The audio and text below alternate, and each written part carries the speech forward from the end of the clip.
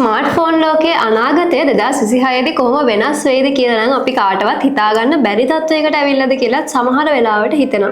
මොකද දැනටත් ෆෝන්ස් වල ගොඩක් දේවල් සෑහෙන විදිහට දියුණු වෙලා ඉවරයි. හැබැයි අද අපි කතා කරමු මේ අවුරුද්දේ ස්මාර්ට්ෆෝන් වල මොන වගේ වෙනස්කම් වෙන්න ඉඩ තියෙනවද? ඒවා අපේ ලයිෆ් ස්ටයිල් එකට කොහොම බලපෑම් කරයිද කියලා. එහෙනම් වැඩි කතා නැතුව අපේ channel එක subscribe කරගෙනම වීඩියෝ එකත් එක්ක එකතු වෙමු.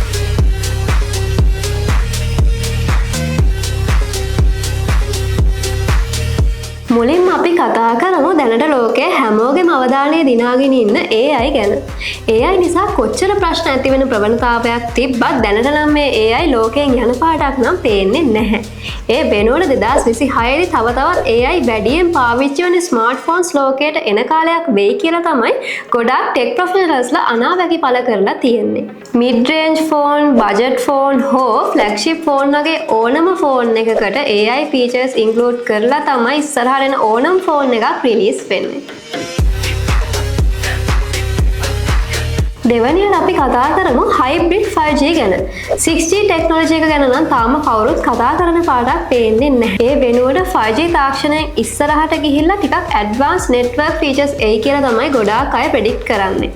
ඒ කියන්නේ 6G නැතත් 6G වලට ටිකක් ළඟ තාක්ෂණයක් එක්ක ස්මාර්ට්ෆෝන් ලෝකයට එයි කියලා අපිට බලාපොරොත්තු වෙන්න පුළුවන්.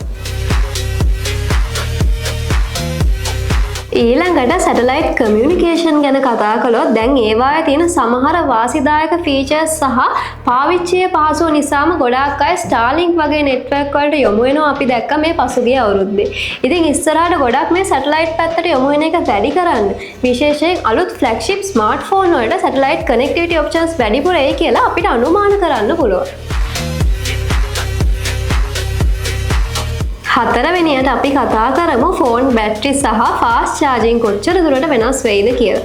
එක්ස්පර්ට්ලා කියන විදිහට මේ අවුරුදු රිලීස් වෙන්න තියෙන ෆෝන්ස් වල මිලියම්පියර් 8000ක විතර ලොකු කැපැසිටි එකක බැටරි එන්න ඉඩ තියෙනවා. මේක ගොඩක් ෆ්ලැග්ෂිප් ෆෝන් වල වෙන්න තියෙන දියුණු වීමක් වෙයි කියලා අපිට බලාපොරොත්තු වෙන්න පුළුවන්. ඒ වගේම චාර්ජින් ගත්තම වොට් 100, 120, 150 වගේ ලොකු ෆාස්ට් චාර්ජින් ඔප්ෂන්ස් ලැබෙන්න ඉඩ තියෙනවා. මං හිතන්නේ මේක තමයි අපි හැමෝම බලාපොරොත්තු වෙච්ච ලොකුම වෙනස.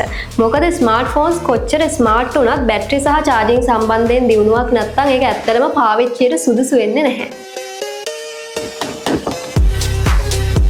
අන්තිම පොයින්ට් එක විදිහට කතා නොකරම බැරි දේ තමයි කැමරා සෙන්සර්ස්. අපි හැමෝම දන්නවනේ දැනටත් ෆෝන්ස් වල කැමරා කොච්චරනම් දියුණුද කියලා. තව මොනවා කැමරා වල ඉම්ප්‍රූව් වෙන්නද කියලාත් හිතෙනවා සමහර වෙලාවට. ඒත් ඇත්තම කතාව තමයි ෆෝන් කැමරා වලට AI සහභාගීත්වය ඉස්සරහට ගොඩාක් වැඩි වෙයි. ඒ කියන්නේ කැමරා පර්ෆෝමන්ස් එක හිතා ගන්න බැරි විදිහට දියුණු වෙනවා විතරක් නෙමෙයි. තව ගොඩාක් advance AI features camera app එකට ඇතුල් වෙන්න තියෙන ඉඩකඩත් සෑහෙන්න වැඩි. ඉතින් ඔයාලට හිතෙන විදිහට මේ අවුරුද්දේ මොන වගේ අලුත් වෙනස්කම් ස්මාර්ට්ෆෝන්ස් වලට එන්න පුළුවන්ද? මේ අතරින් ඔයාලා මොන වගේ ෆීචර්ස් එනවටද කැමති කියලා පහලින් කමෙන්ට් එකක් දාගෙන යන්න. ඒ වගේම මේ වගේ ටෙක් අප්ඩේට්ස් දිගටම බලන්න මාත් එක්ක එකතු වෙලා ඉන්න අමතක කරන්නත් එපා. එහෙනම් මේ වගේ අලුත් වීඩියෝ එකකින් ඉක්මනටම අපි හම්බ වෙමු.